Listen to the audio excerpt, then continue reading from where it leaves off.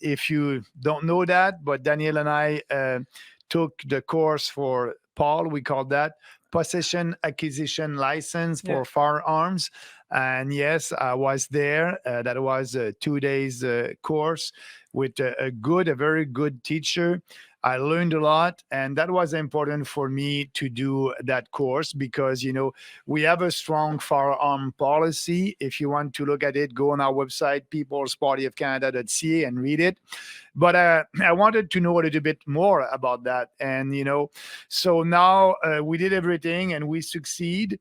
And now my paper are with the RCMP. They will do they're supposed to do, and I believe that they will, because they told me that it can take maybe up to a year before having my license. But they will do a background check on us and look if we are a good citizens. And if everything is okay, we will have that license and will have the right to buy firearms. Except right now, like Daniel, we won't be able to buy a handgun because Trudeau did put a moratorium on that, and we need to change that. It's our position. That's why we did the course, and maybe a day I will be able to buy a handgun. But when I'll have my license, I will buy a rifle and have a new sport. So that was fun. I want to thank our teacher and the team over there.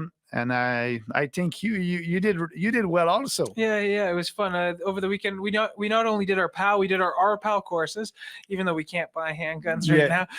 We went through both of those courses, learned a lot.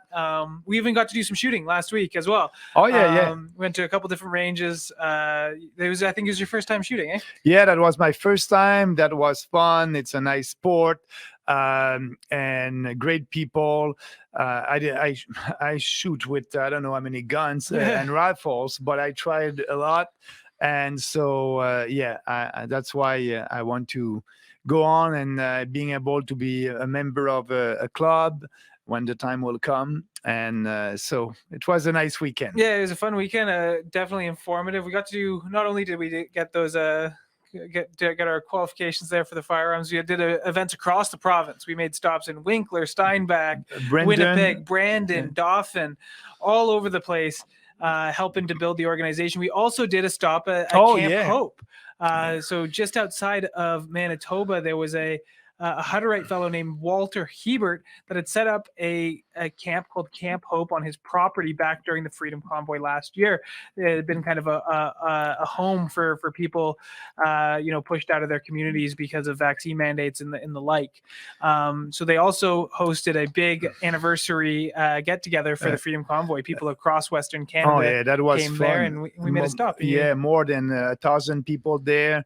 And, I deliver a little speech, look, the crowd over there, and I answer questions. So that was fun. Nice opportunity, real freedom fighters. And, the people, I believe that in that crowd at Camp Hope, I believe that maybe half of them were here in Ottawa with us when that happened a year ago. Definitely a lot of strong PPCers in that crowd as well. And funny enough, we also bumped into Candace Ciro, the Indigenous woman that was trampled by horses here in Ottawa.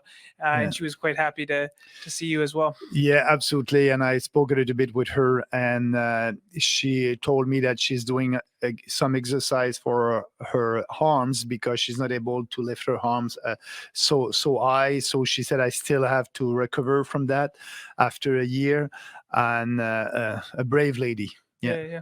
So it was a great couple of weeks on the road, a lot of really productive fundraising events to help some of our local associations, some big stops to help grow our organization in some areas where we needed some more volunteers.